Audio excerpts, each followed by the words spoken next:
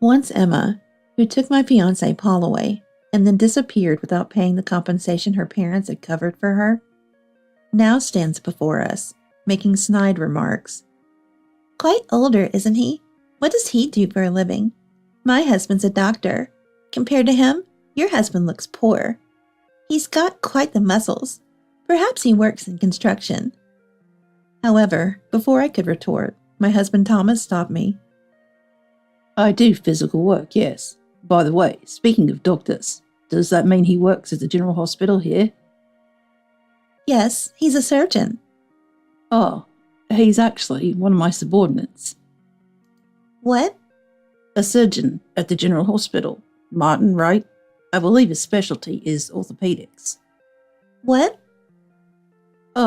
I might have forgotten to mention.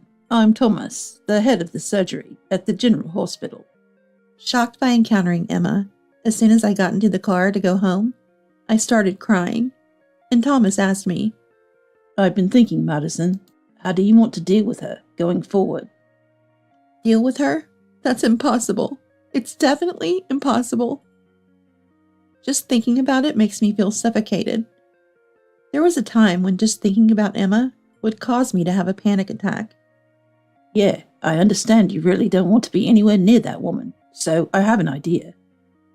An idea? Yes, a way to ensure that woman doesn't appear before you anymore. My name is Madison. I'm a 32-year-old housewife.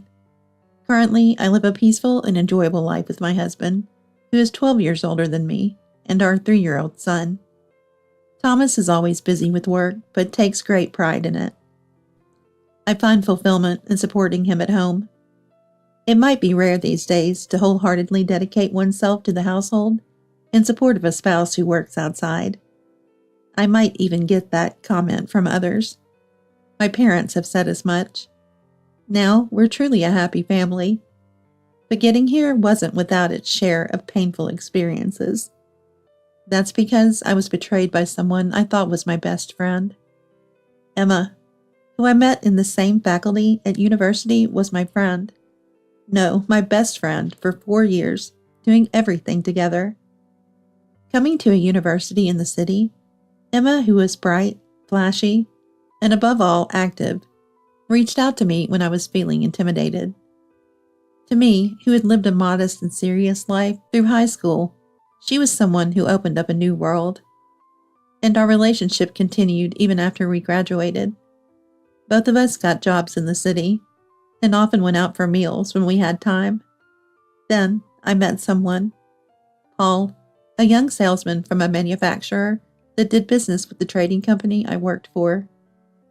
As an office worker, I started getting asked out by him, and it eventually led to dating. Honestly, having barely dated men before, I was thrilled. Things went smoothly.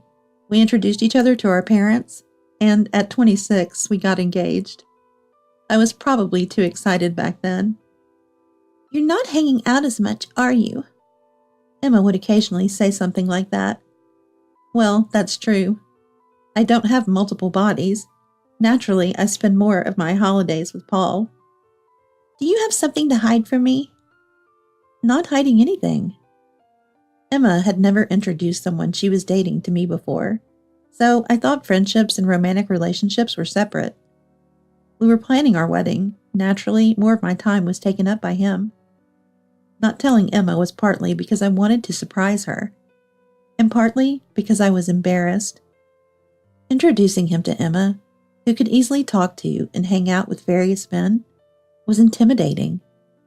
I was afraid of how Paul would appear through Emma's eyes, but as the wedding approached, I thought it would be okay. I have someone I want you to meet, I said to Emma, introducing her to Paul. Oh, Madison, you didn't have to hide him from me, your best friend, Emma said with a full smile, patting my back. But that was a mistake. When the wedding reservation and preparations were almost settled, he suddenly came to my parents' house and said, I'm sorry, Madison. I can't marry you. When I asked why, It's because Emma is pregnant. I couldn't understand what he meant at first. Then it was chaos. Was Emma really pregnant? At that point, it didn't matter anymore. He called off our engagement when the wedding was right around the corner. I'm terribly sorry. Stunned, Dad was deeply furious on my behalf, cursing and even hitting the deeply apologetic man. If Mom hadn't stopped him, things would have gotten out of hand. The wedding was canceled. While I was helpless, My only daughter has been put through this. my enraged parents demanded he pay all the cancellation fees and compensation to him. They also demanded compensation from Emma. He acknowledged his fault and paid what he owed, and seemed to apologize sincerely. I say seemed because my memory of that time isn't clear. At that time, I was apparently in denial due to the shock. So I found out later that Emma had ignored the apology and compensation payment and fled somewhere. Apparently, she wasn't actually pregnant, according to a letter left behind. And the lie and her fleeing hit me hard again. What was she thinking? Emma's parents were furious too. When the rumor spread among my friends from my student days, I heard another shocking thing. So Madison didn't notice, so I didn't say it on purpose, but Emma was approaching and dumping every guy Madison liked. It was news to me. Why would she do that? I don't know. Even though Emma was quite popular on her own, whenever someone made a move on you, she ended up dating them herself. Maybe she was jealous when guys approached you instead of her. But we were best friends. Really? Huh. I was surprised.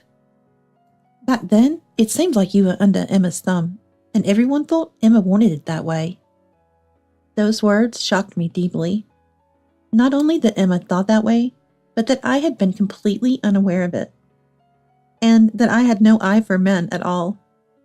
In addition to the shock, I was eventually overwhelmed by the gaze of a woman who had her fiancé stolen right before her wedding at work. I ended up quitting my job and recuperating at my parents' home for a while. After settling down, I started looking for a marriage partner at 28, encouraged by my parents. Since I no longer trusted my own judgment, I felt more comfortable with introductions from relatives who were worried about me. Among them, I met Thomas, who was significantly older. He was too busy with work to think about women and realized he was this age before he knew it. His surroundings were worried because he was reaching 40, so they introduced him. I decided to marry him because of his honesty in saying, I think I might neglect my family because of my job. Due to the previous failure, we only informed close family members and higher-ups at work about the wedding. Then, the following year, I became pregnant and was planning to take a leave, but at that time, Thomas was headhunted to another city in the same industry, leading to our move. I felt guilty for leaving my not-so-long-term job, but everyone sent us off kindly. And so our new life as three began, but then... Could it be Madison? One day, Emma suddenly appeared before me. That day, we were shopping at a mall as a family. Our destination for the day was a home improvement store. Since moving here, we had been gradually working on the interior of our new home ourselves. Crafting was my hobby. Thomas's new job had a higher position, and the irregular hours were less than before. So sometimes he joined me for heavy shopping. Well, now he was carrying our son Stephen on his shoulders. But in that mall, what a coincidence. Emma. Long time no see. Wow, you got married. Yeah, but Emma, are you in this town? Yeah, moved here for my husband's job. Oh, so this is your current husband? Emma looked at us, then to Thomas. He's quite older, isn't he? She said snidely. Thomas simply responded, Yes, well, I got caught up in my work. You're Madison's friend, right? Yes, I'm Emma. But speaking of work, what do you do? Emma, isn't that too sudden? Oh, Madison, are you still mad about before? It's not about that. My husband is a doctor. Compared to your husband, he seems poor. He's got quite the muscles, though. Does he work on a construction site by any chance? Clearly, judging by appearance alone. That way of speaking. But before I could argue back, Thomas stopped me. I do manual work as well. Speaking of doctors, does shopping here mean your husband works at the general hospital? Yes, he's a surgeon. He's my subordinate, though.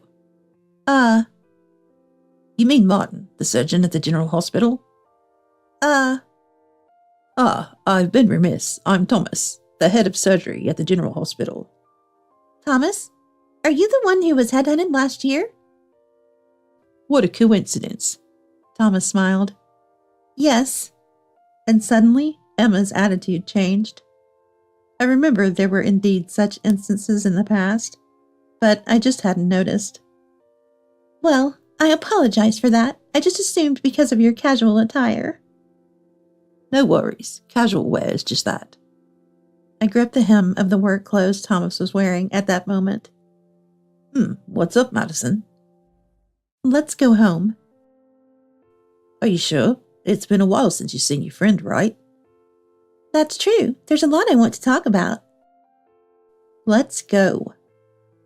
All right. Sorry about that. We'll catch up another time. Yes, another time for sure. Emma's buoyant voice irked me immensely. What's wrong? You look pale, and your pulse is quick. As we headed back to the car and placed Stephen in his child seat, Thomas checked my temperature and pulse. I never want to see Emma again, never.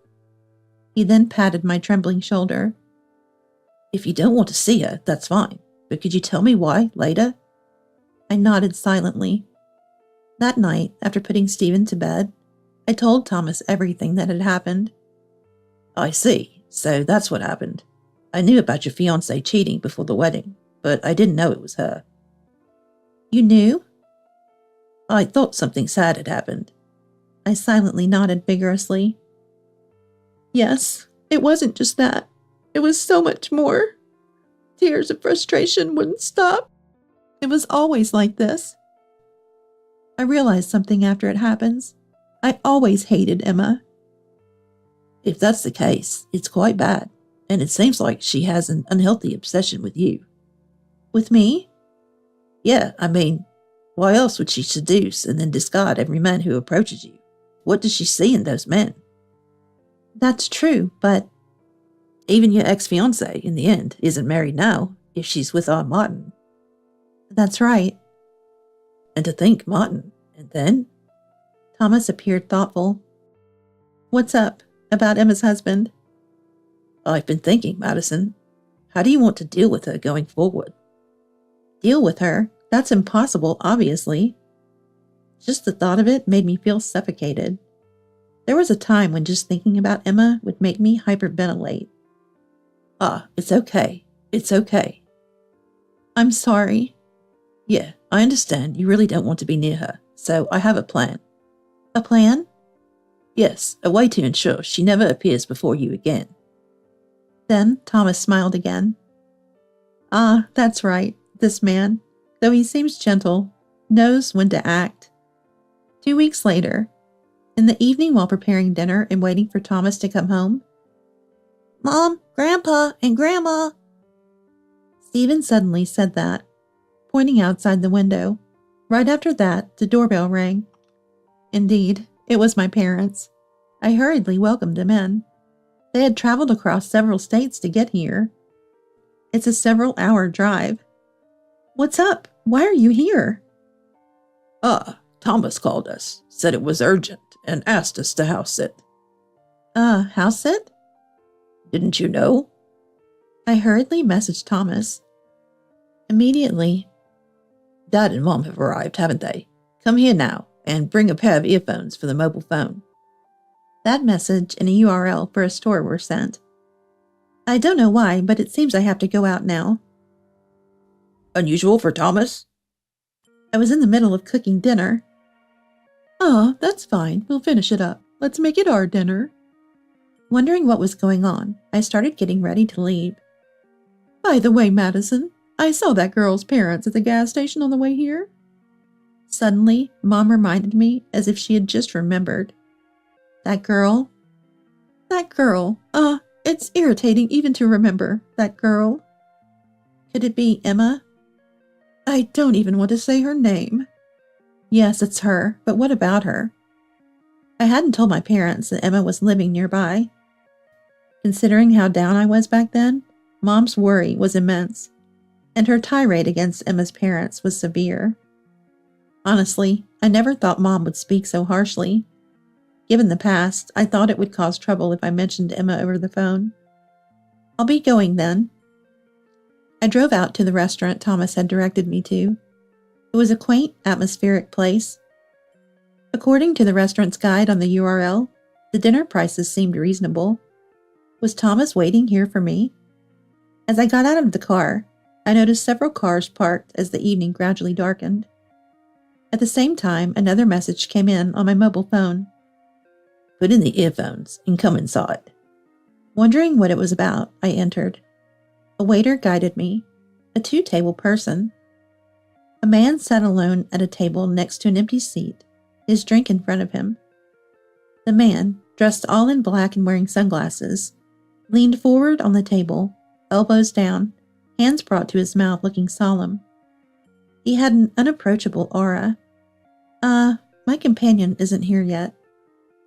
As I started to say this to the waiter, bringing water and presenting the menu, the waiter put a finger to his lips and pointed through the fronds of an Erica palm to a seat directly opposite. There was Thomas. The table was set with what seemed like an early dinner. Thomas was seated across from a woman. I nodded to the waiter and ordered a light meal that wouldn't seem out of place on the table. At that moment, my mobile phone vibrated in my bag. Startled, I saw it was from Thomas. I hurriedly attached the earphones to my phone and put them in my ears. Then, No, Martin is a good doctor, a plastic surgeon. But Dr. Thomas is much more impressive, isn't that so? A woman's voice came through, her back to me. It was Emma. Shocked, I set the phone to record. Thomas was letting me listen on purpose. I've told Martin a bit about you since then. Is that so? I was surprised. After all, you've handled many difficult surgeries nationally, haven't you? Thousands over 10 years? Well, it's my job. How impressive. Emma's tone had changed completely from the other day. It's surprising you researched that much. Actually, I heard it from Martin when I mentioned running into you by chance the other day. At that moment, the man in black uncrossed his hands, slightly lifted his lips, then sat back down. I noticed he also had earphones in. It must have been a surprise to suddenly meet an old friend like that. Yes, it was. But meeting you, Dr. Thomas, was the highlight. Shouldn't an old friend be more important? No. I felt guilty for speaking to you in such a disparaging tone before, and I wanted to apologize. Emma continued in a tone as if she might bite her tongue. I didn't know this. She never spoke like this when she was with me during our student days. So this was her manner in front of men. And Paul had also been treated this way, which means, are you satisfied with your married life with Madison? I'm satisfied, but why do you ask? Isn't it boring to be with Madison? Why would you say that? Because she was abandoned by her fiancé in the past. Madison is a good wife. Too good for me. But she's plain, isn't she?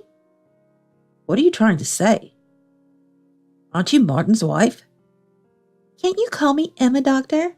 Actually, since we spoke the other day, I've fallen for your calm demeanor and statue. I think I can be much more for you than Madison could ever be. The man in black's hand on the table trembled visibly. So this man is really... Oh, for me? What do you mean by that? Because don't you get invited to parties and such? With a plain wife like Madison, wouldn't you be embarrassed? At such events, you need someone with a bit of flair like me, for instance. So you wouldn't be embarrassed with me? Yes. So you're suggesting you want to switch from Martin to me? No, that sounds terrible when you put it that way. What do you mean then? I'm not very good at reading between the lines, being the academic fool that I am. Of course. Are you making a woman say this? I told you. I fell for you at first sight. Martin is a promising man, not an old guy like me. Age doesn't matter. To be honest, I've been disappointed in him. That's when it happened. The man in black attempted to stand up.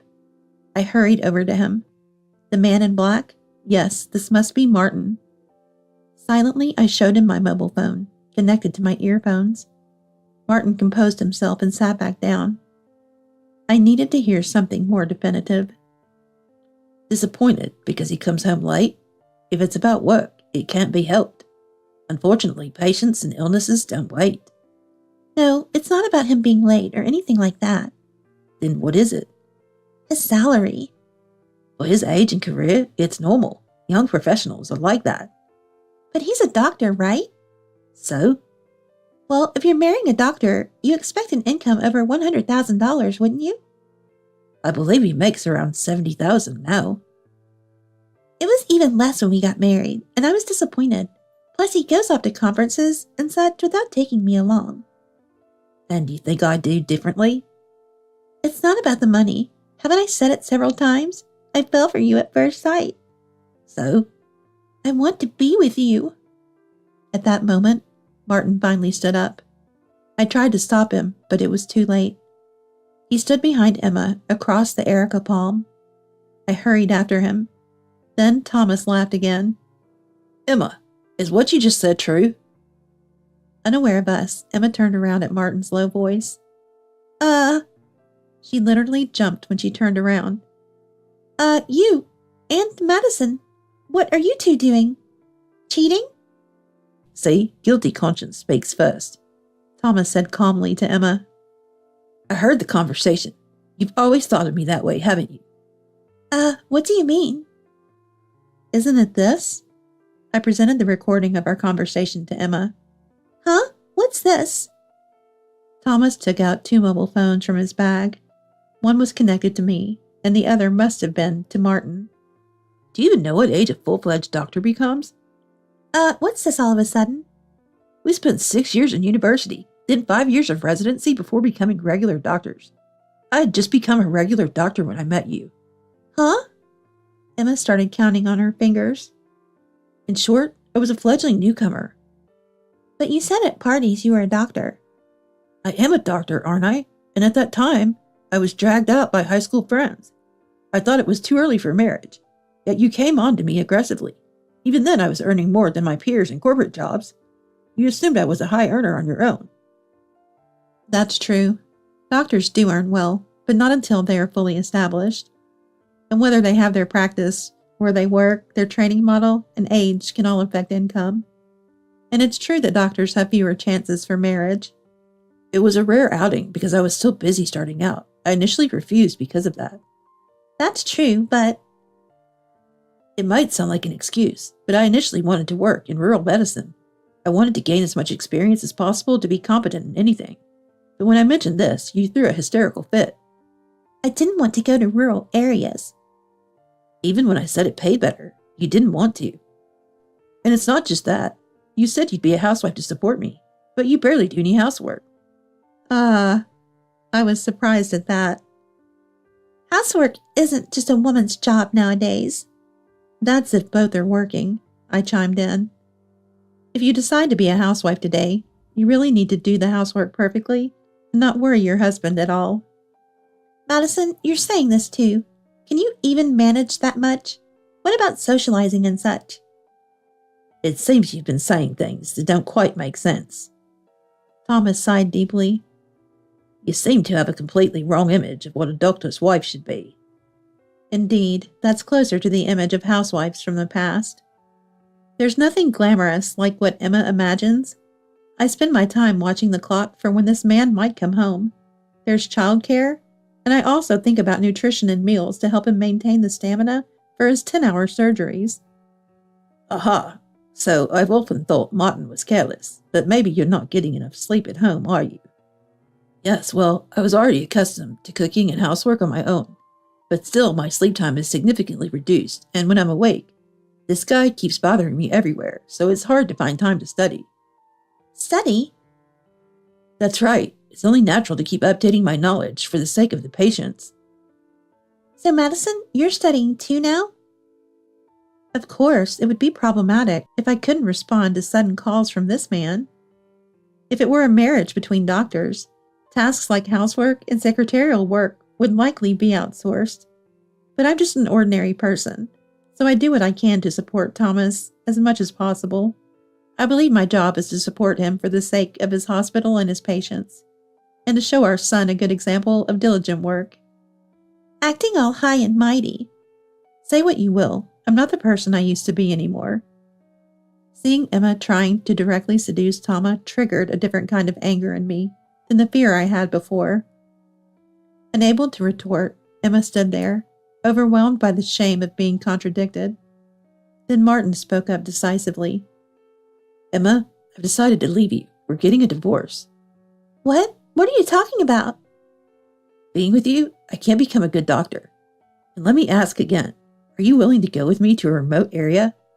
No way. I don't want to go to such a place. I see, but I want to go, so I'm done being dragged around by you. Emma's expression froze. You're leaving me? You? Suddenly, Emma turned to me. That's right, Madison. It's because I met you again. Why did you have to come here? If we hadn't met, you wouldn't have thought about taking my husband. You haven't changed at all since college. What? Acting all high and mighty? Watching her, I gradually realized that my perception of Emma shifted from fear to pity. Why have you always been taking my boyfriends, or those about to be, and then discarding them? Because I hated you, the good plain girl. So you hate me, but you've gone to a lot of trouble for that reason alone. After Paul, you even ran away from home. That's true. Emma's actions were indeed strange. I don't know what she disliked so much about me, but if she hated me, ignoring me or bullying me would have been simpler. Yet she took and discarded men, making it known to our friends. Even took my fiancé, resulting in compensation claims. Hey Emma, could it be that you actually really liked me? What? She opened her eyes wide as if wondering what I was talking about. Is it just my imagination that even the thin veins at the base of her neck look like they're floating? It has long been said that when you get angry, the veins in your temples pop out.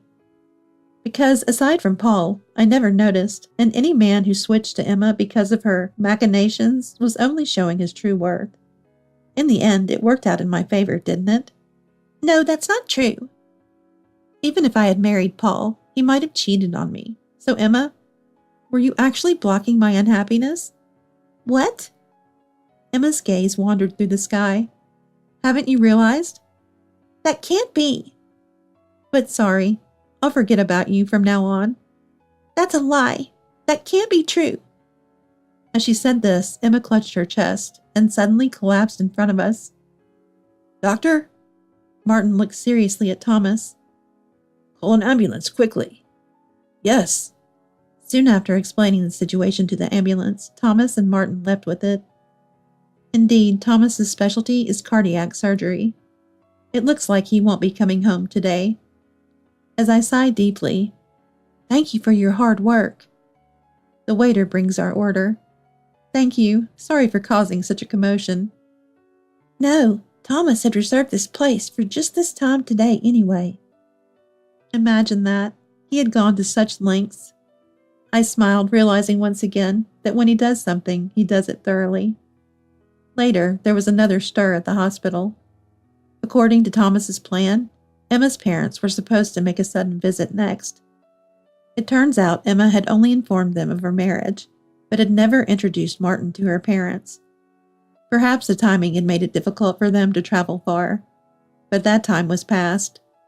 Through Martin, Thomas had contacted Emma's parents, requesting their presence for 2 reasons.